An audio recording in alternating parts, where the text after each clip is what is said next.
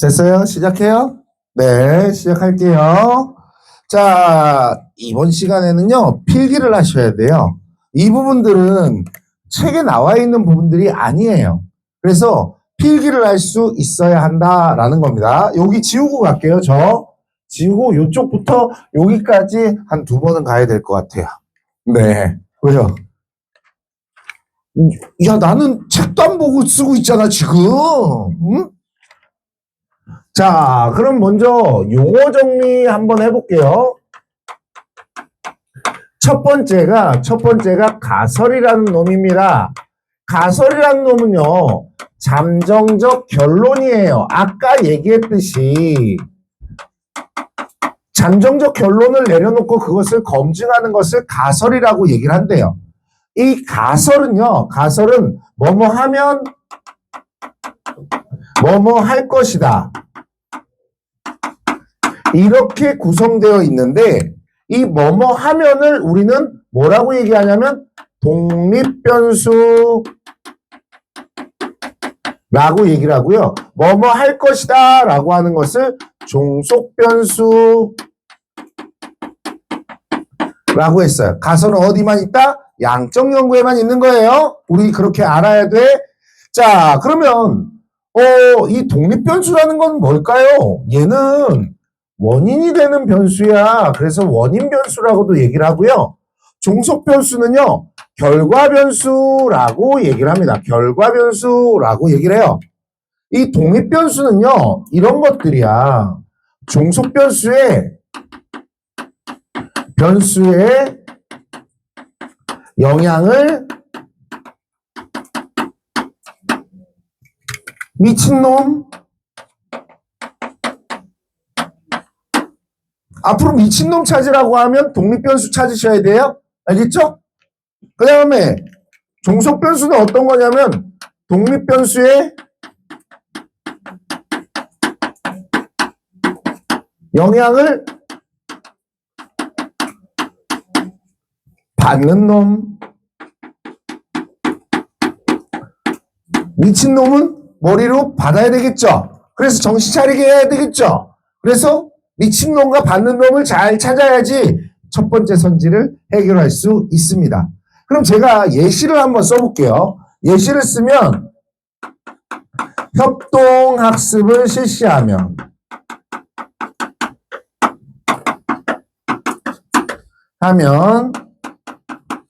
학업 성취도가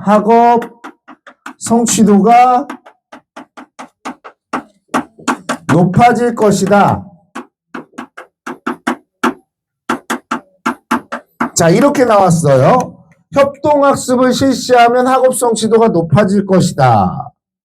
뭐예요? 얘가 독립변수가 되는 거죠. 미친놈. 영향을 미친 놈. 얘는 뭐야? 영향을 받는 놈, 종속변수. 제가 이렇게 예시를 써주면, 아, 그런 거구나. 가설에서 앞쪽은 독립변수고 뒤쪽은 종속변수이구나. 그럼 땡!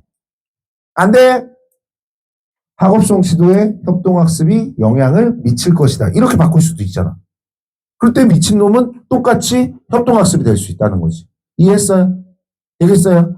예. 네. 거꾸로 될 수 있으니까 그런 것들을 봐야 돼. 자, 우리 이런 말들을 해볼게요. 가설이 수용되었다. 가설이 맞다는 얘기죠. 가설이 기각되었다. 가설이 틀렸다는 얘기죠. 근데 우리는 이렇게 생각할 때가 있어. 가설이 수용되었다가 가설이 검증된 것이라고 생각을 하고 가설이 기각되었다라고 하면 가설이 검증되지 않은 거라고 생각할 수 있는데 가설을 검증했기 때문에 수용과 기각 여부를 알 수 있는 거야. 이게 함정이야. 가설이 수용된 건 검증한 것 같아. 근데 기각된 건 검증을 안 한 것 같이 느껴질 수 있어. 검증을 해야지만 수용 기각 여부를 알 수 있다는 얘기야. 그게 첫 번째 함정. 이때 선지로 뭐가 나오냐면 이렇게 나와. 가설이 기각되었으므로 가설 검증에 실패하였다.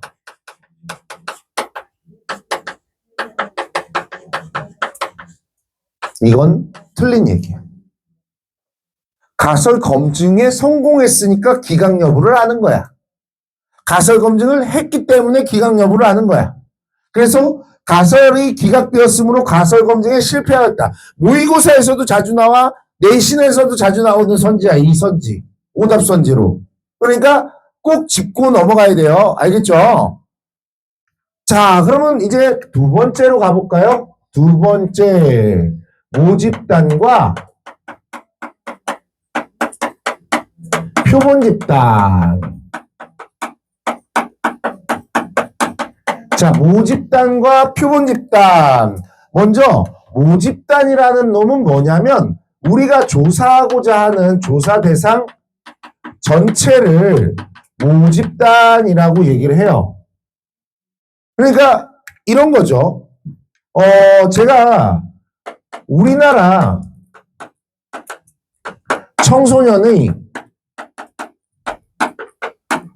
비행 실태에 대해서 조사를 한다 해볼게요.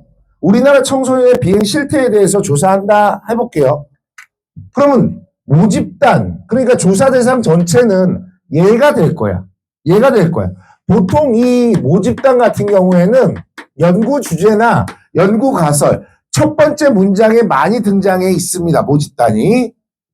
네, 이 모집단 전체를 조사하는 것을 전수조사라고 하는데 이건 너무너무 시간과 비용이 많이 들어.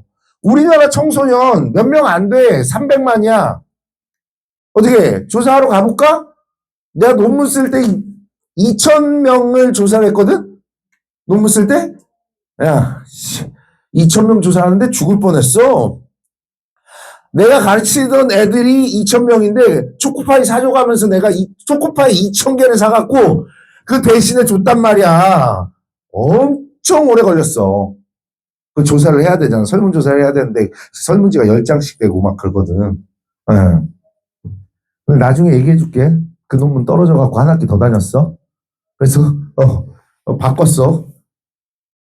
그 심사 교수도 바꾸고 여러 개가 있었어. 어쨌든 자, 이렇게 많은 것들을 조사하기에는 너무 시간과 비용이 많이 들어요. 나라에서도 인구 리서치를 제외하고는 인구가 몇 명이고 한 가족이 얼마고 그 다음에 이런 것들을 제외하고는 절대로 전수조사하지 않습니다. 그럼 어떤 거를 하냐? 이 모집단을 대표하는 사람들을 추출해서 우리는 조사를 하게 됩니다. 그래서 표본 집단을 조사하는 것을 우리는 뭐라고 그러냐면 표본조사라고 해요. 이 표본이라는 말이 좀 어려울 수 있어. 그럼 이렇게 얘기를 해볼까? 샘플이라고 얘기를 해볼까요? 샘플. 여러분들 올리브영 같은 데 가면 여학생들은 잘 알 거야. 샘플 받아오죠. 그래서 샘플을 이렇게 발라봐. 니네도 한번 해봐. 가서 남자 화장품 달라고 그러면 줘. 그러니까 이렇게 발랐는데 좋아. 그럼 어떻게? 실제 상품을 사겠지. 근데 만약에 실제 상품을 샀는데 달라. 그럼 욕하겠지. 씨발. 그렇겠지. 그래서 얘는 항상 얘를 대표할 수 있어야 돼. 샘플은 모집단을 대표할 수 있어야 돼. 본 제품을 대표할 수 있어야 돼. 대표하지 못하면 표본이 사용할 필요가 없는 거야. 그 표본을 대상으로 한 연구는 얘한테 적용할 수가 없게 되어 있는 거야. 이해했어? 샘플이 본 제품이랑 다르면 버려야지. 그건 다시 쓰지 말아야지. 근데 그거 알아? 샘플이 효과가 더 좋다는 거? 샘플에 앰플이 있잖아. 앰플. 이거 집어넣는 앰플이 있거든. 그 앰플이 조금 더 들어가. 그래서 느낄 수 있을 정도로 괜찮다. 근데 화장품을 이만큼 몸 제품을 사셨으면 그걸 다 쓸 때쯤이야 느낄 수 있어. 그렇게 되어 있어. 그래야지 사잖아. 제가 화장품 공장에서 알바해봐서 알아요. 제가 일본 그 화장품인 SK2, 친일 팔아서 일본 거기서 한 거 아니야? 우리나라에서 생산하는데, 알바 갔는데, 거기서 그 화장품 공장에서 일하라고 하더라고요.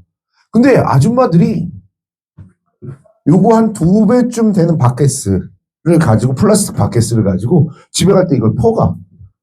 그리고 아줌마들이 점심만 먹고, 거기에서 꺼내갖고, 진짜로 영양크림 요만한 게 7만 원 하거든? 그 SK2가. 덕지덕지 발라놔. 그리고 닦아내. 이제 일하러 갈 땐 닦아내. 막 쓰는 거야. 그래서 내가 이 아줌마들이 미쳤나? 왜 그러지? 근데 공장장이 가만 냅둬. 뭐지? 그래서 회식 때 그냥 조심스럽게 물어봤어. 그런데 왜 이런 걸 놔두세요? 그랬더니 괜찮아.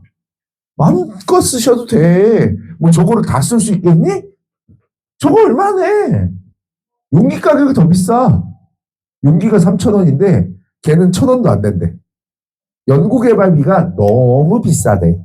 약도 마찬가지야. 요만한 거 1억짜리 있어. 근데 연구개발비가 많이 들었기 때문에 그 1억을 받는 거야. 그리고 뭐 보험사와의 관계도 있는데 어쨌든.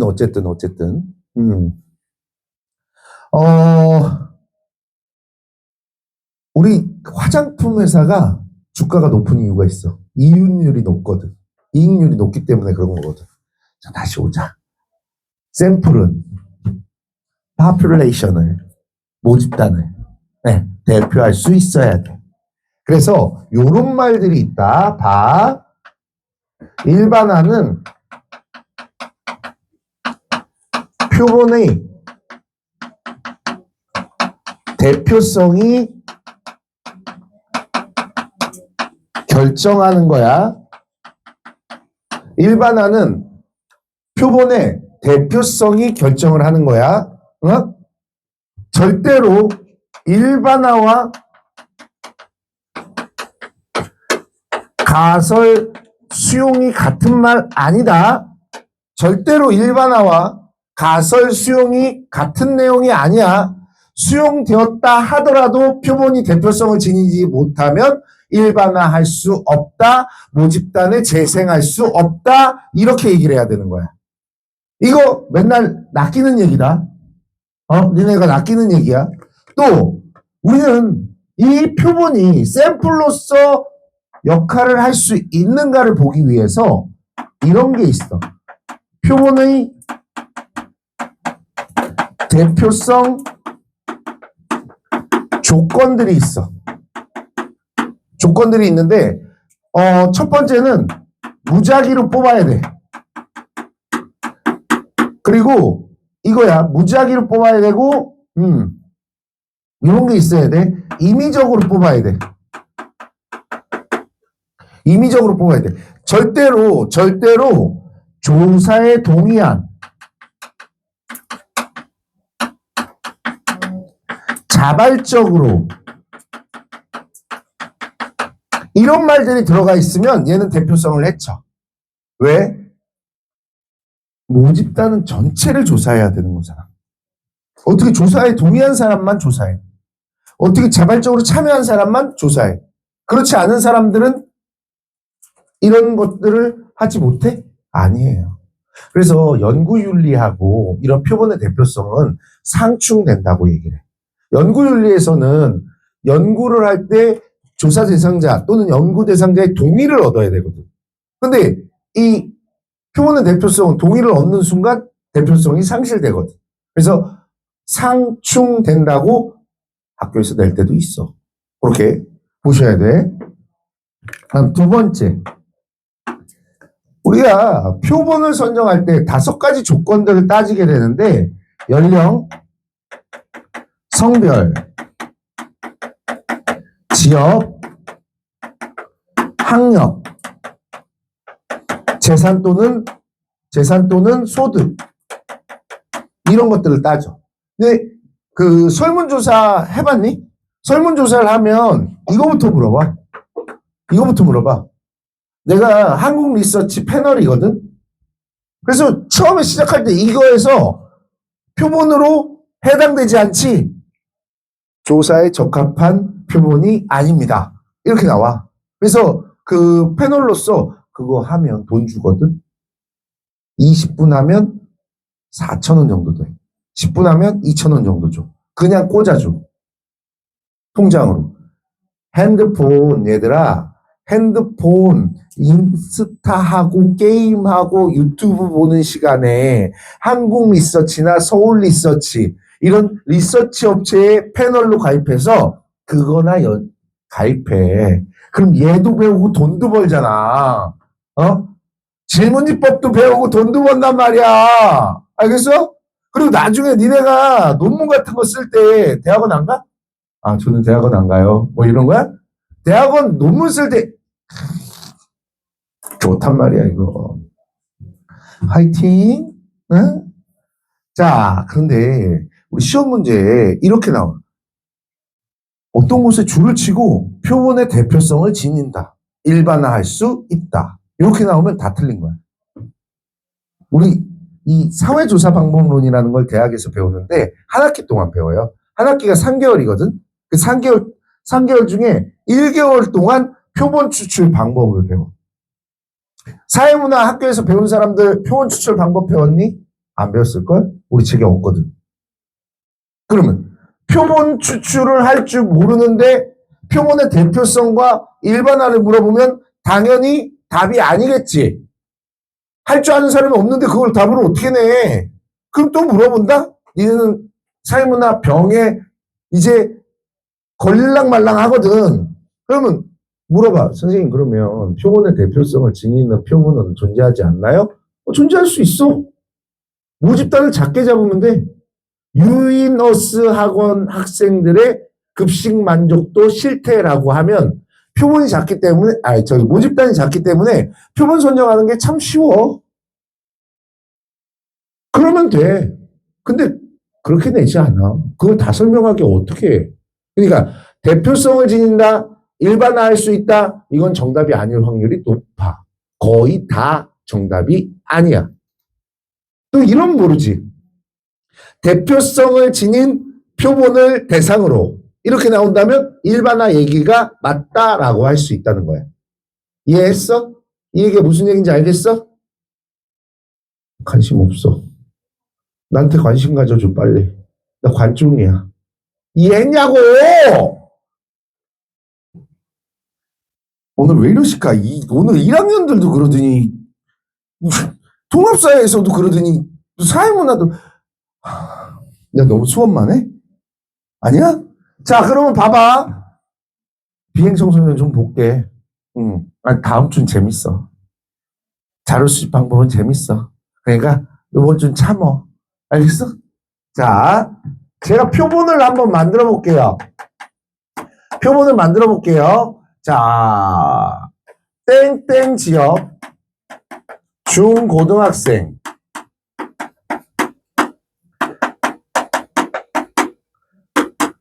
1000명 중 조사에 동의한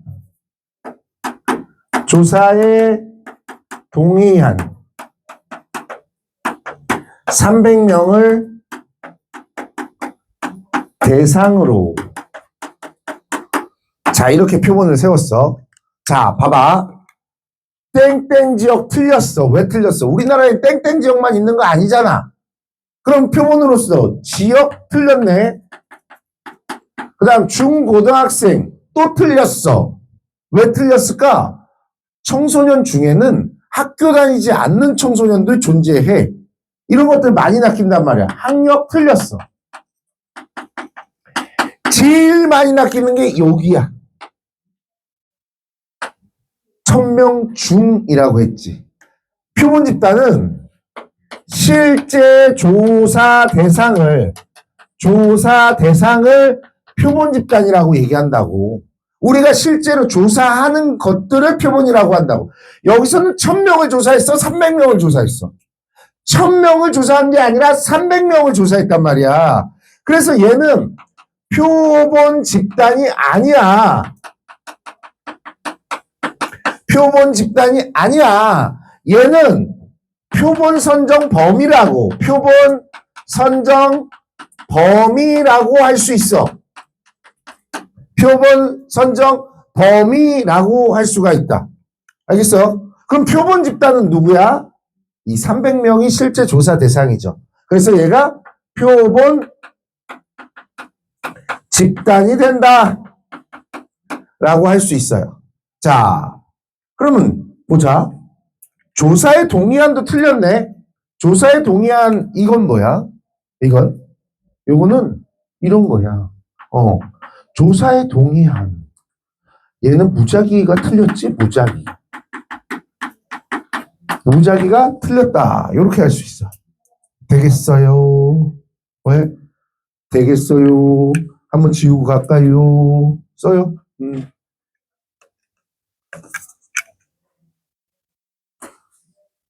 조기쌤, 우리 그 숙제표하고 점수표도 만들어주세요. 시험 점수표. 내가 알아야 되니까. 성적표. 예, 그래서 다 몇 점 중에 몇 점, 몇 등, 이거, 기록하게. 예.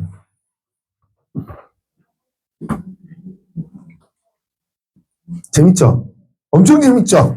재밌다 해야지 재밌어져요. 예? 난 엄청 재밌는데. 매일매일이 너무 재밌어요. 봐봐. 누가 내 얘기를 들어줘? 누가 이렇게 긴 시간 동안 내 얘기를 들어줘? 맨날 내 얘기 들어주는 사람들이 이렇게 많잖아. 그래서 너무 좋아요. 근데 심지어 돈도 줘. 너무 좋은 거 아니야? 너무 즐겁고. 그래서 난 즐거울 수밖에 없어. 근데 네 표정은 나와 정반대야. 진짜 찍어주고 싶어. 찍을까? 나 여기 카메라 있는데 찍어볼까? 그럼 니네 표정이 어떤 줄 알아? 나한테 원수 줬어? 날 왜 자꾸 노려봐? 아, 집중하는 거죠? 제가 이제 다 썼어요? 응? 지울게요. 다 됐나요? 지워도 돼요? 네. 자, 그러면 이제 실험법에서 나타나는 용어를 좀 정리를 할 거예요. 그 전에 우리가 실험법이라는 것을 배울 거예요.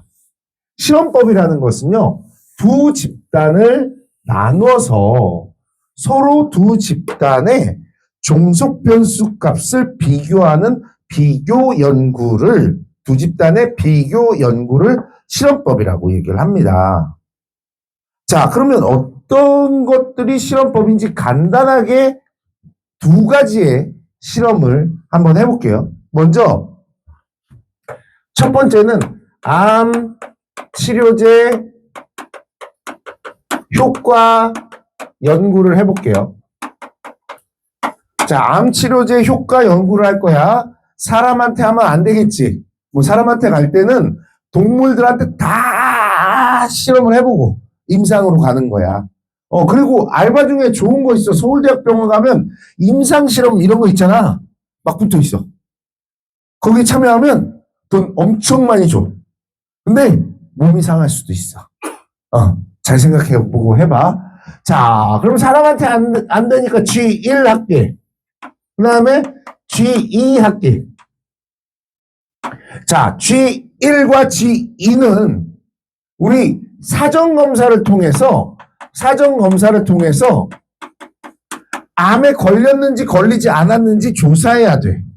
암에 걸리지 않은 것들 하나, 암에 걸린 거 하나, 이렇게 하면 암 치료제 효과가 있는지 없는지 확인할 수 없잖아.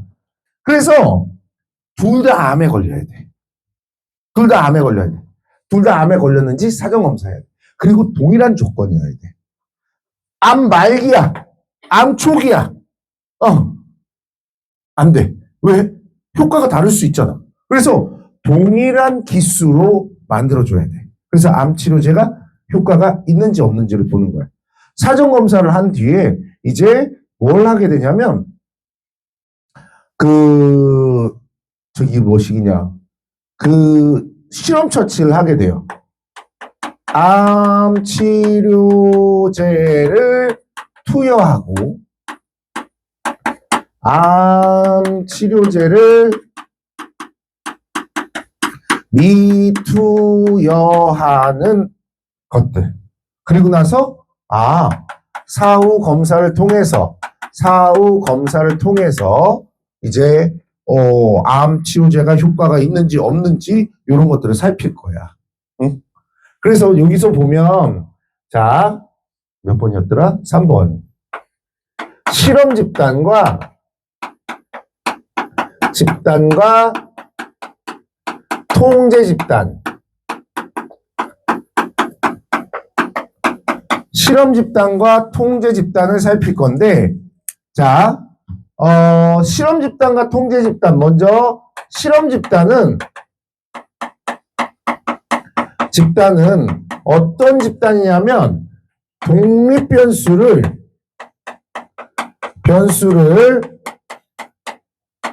조작, 처치하는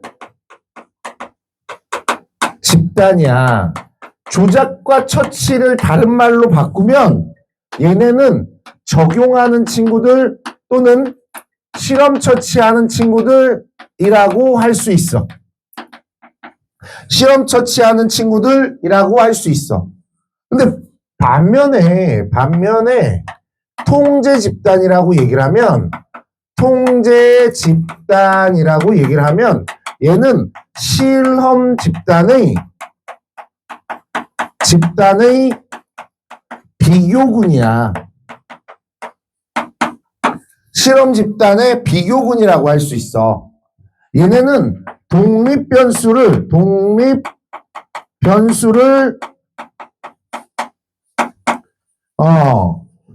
조작 처치하지 않는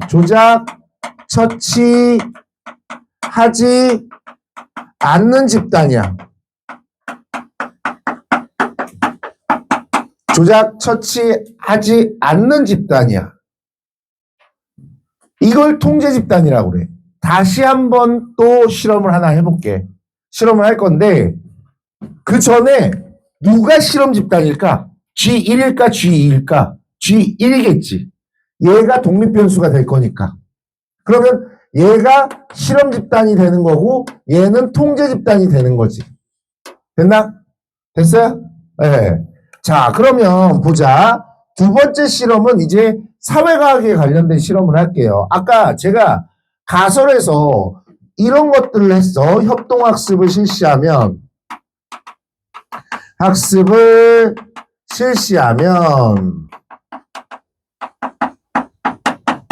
학업 성취도가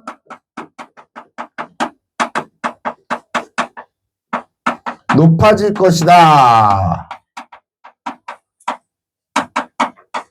자, 그러면 우리가 여기서 개조작을 한 방 하고 가야 돼. 개조작을 한 방 해야 되는 이유가 뭐냐면 학업 성취도에는 모의고사 성적도 있을 거고 내신 성적도 있을 것이고 수행평가 성적도 있을 거야. 그래서 그런 것들 중에 측정 가능하도록 나는 모의고사 성적을 여기다 집어넣을게요. 모의고사 성적을 집어넣고 실험을 해볼게요. 먼저 집단 1이 있어. 그 다음에 집단 2가 있어. 자, 이렇게 있는데 우리는 사전조사를 통해서 사전검사와 사전조사는 같은 말입니다. 사전조사를 통해서 뭘 알아봐야 될까? 얘네 둘을 동일한 조건으로 맞춰줘야 돼.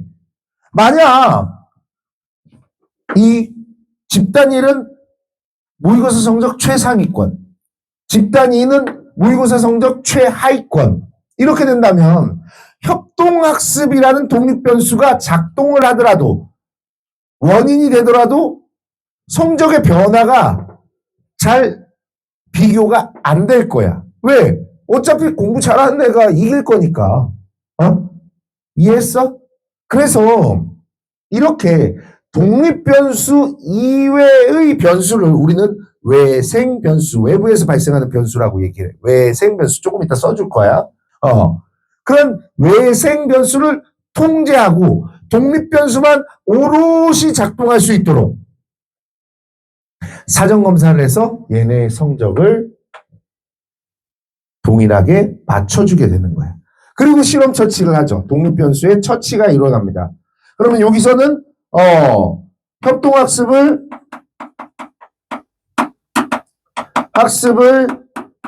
실시하고 그 다음에 협동학습을 미실시하게 되면 미실시를 했어. 협동학습을 실시하고 협동학습을 미실시했어. 그럼 누가 실험 집단이 되는 거야?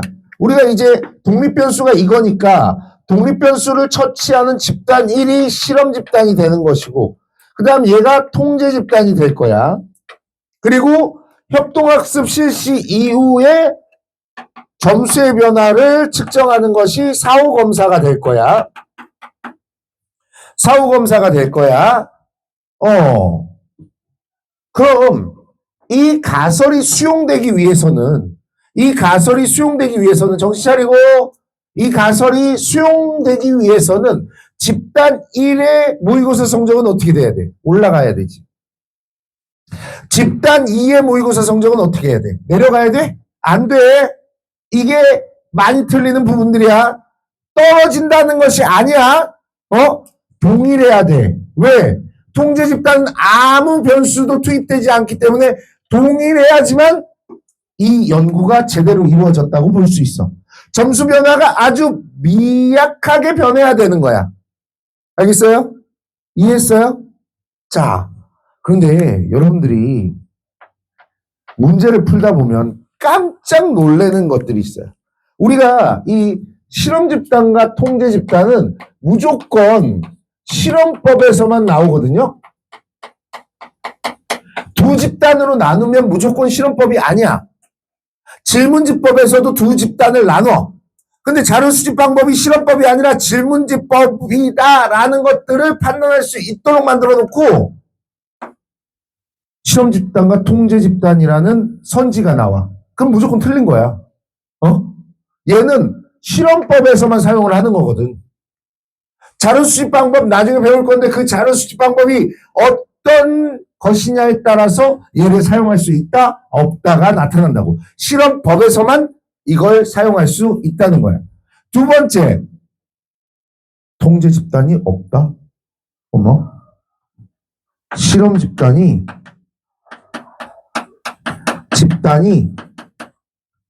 두 개야. 근데 통제 집단이 없어. 어떨 때 그렇게 될까? 어차피 이 실험법이라는 것은 비교 연구를 하는 거야. 두 집단의 비교 연구를 하는 것이거든. 두 집단의 비교 연구를 하는 것이기 때문에 실험 집단 뭐 하는 집단이라고? 독립변수를 조작 처치하는 집단이라고 그랬지. 그러면 실험 집단이 두 개라는 것은 뭐가 두 개라는 거야? 독립변수가 두 개일 때 실험 집단이 두 개가 나타나고 통제 집단은 없을 수 있다는 거야. 이것도 여러분들을 되게 많이 낚는 한 가지라고 할 수 있어. 자, 그러면 보자. 제가 이 가설이 어떤 게 있는지 한번 볼게. 인간의 행동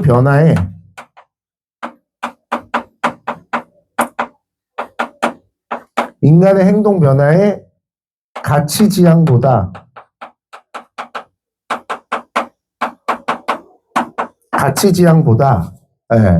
주변인의 동조가 더 영향을 미칠 것이다. 자, 이게 독립변수가 두 개인 가설이라고 할 수 있어. 미친놈 뭐야? 미친놈. 받는 놈은 얘지. 문장에서. 그래서 얘가 종속변수가 된다고. 근데 가치 지향과 주변인의 동조, 얘네를 비교하는 거야. 가치 지향을 했을 때 인간의 행동 변화는 어떻게 나타나고, 주변인의 동조가 인간의 행동 변화를 어떻게 하는지, 이런 것들을 살펴보는 거라고. 응? 이해하셨어? 실험 집단이 두 개라는 것은 실험을 하는 독립 변수가 두 개라는 것들을 정확히 알고 문제를 풀어야 된다는 거야. 됐어? 자, 그 다음 볼 게 뭐냐면, 이 네 번째로 사전 검사와 사후 검사야. 이 또한 only 실험법에서 나오는 거야. 실험법에 등장하는 이 친구, 그 다음에 이 친구는 모두 여기에서만, 이 자료 수집 방법에서만 나타나는 거야. 그래서 자료 수집 방법을 잘 찾아내는 게 선지를 빨리 지울 수가 있다는 얘기지. 문제 풀이할 때 또 설명을 할 거예요, 이런 건. 자, 그러면 사전검사는 뭐 하는 놈인데? 일단 아까 얘기했죠. 동일한 조건을 설정해줘야 되는 거야. 독립변수의 효과를 보기 위해서는 동일한 조건을 만들어줘야 되고, 이와 비슷한 말로 뭐가 되냐면 외생변수를 통제해줄 수 있어야 돼. 외생변수를 통제한다.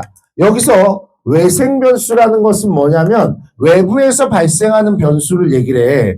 외부에서 발생하는 변수, 즉 얘네는 독립변수 이외의 변수야. 아까 그랬잖아. 성적이 다른 친구들을 이 실험을 하게 되면 문제가 발생을 한다고 그랬죠. 협동학습을 실시하더라도 그것들의 제대로 효과를 알아보기 힘들게 되는 거야. 그 성적 차이 때문에. 그 성적 차이를 우리는 뭐라고 하는 거야? 외생변수라고 하는 거라고. 자, 그리고 또 그 종속변수 값의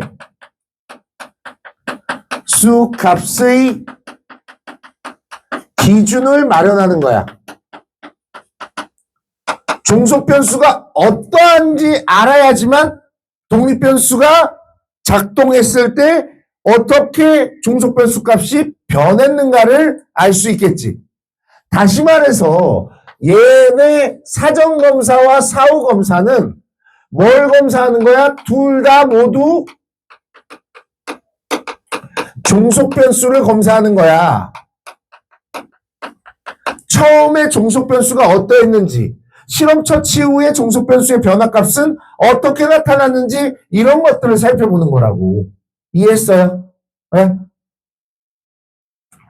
자, 이 사후검사는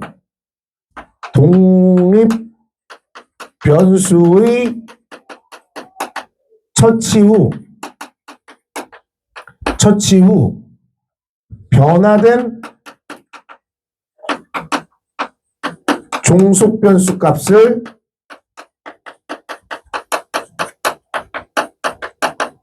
조사하는 거예요. 이게 사후검사예요. 분명히 알아둬야 되는 거는 실험집단과 통제집단, 사전검사와 사후검사는 어디에서만 나온다? 실험법에서만 나온다. 사전검사와 사후검사는 뭐를 조사하는 것이다? 종속변수를 검사하는 거다. 알겠죠? 둘 다 종속변수를 검사하는 거야. 자, 마지막 볼 게 뭐냐면 1차 자료하고 2차 자료가 나와. 1차 자료는 얘는 현재 연구에서 수집된 자료예요. 현재 연구에서 수집된 자료들을 얘기를 해요. 2차 자료는 이미 수집된 자료들을 2차 자료라고 얘기를 합니다. 보세요. 이거 현재와 이미 과거라고 생각하면 되겠지. 근데 얘를 이렇게 생각하는 사람들이 있어. 남이 수집한 거, 내가 수집한 거. 이게 아니야. 누구가 아니야, 얘는. 내가 과거에 수집했다면 그것도 2차 자료가 되는 거야. 그러니까 얘는 시점으로 봐야 돼. 언제 했냐? 지금 연구에서 하고 있니? 아니, 과거 연구에서 수집된 자료를 활용했니? 논문 같은 선행 연구 분석들이 뭐야? 2차 자료를 활용하는 것이라고 할 수 있어. 이 2차 자료는 다른 말로 얘기하자면 문헌이야, 문헌. 문헌이라고 얘기하면 책이라고 생각하는 사람 많아. 아, 그래. 논문이라고 생각하는 사람 많아. 하지만 음성 자료나 영상 자료 같은 것들이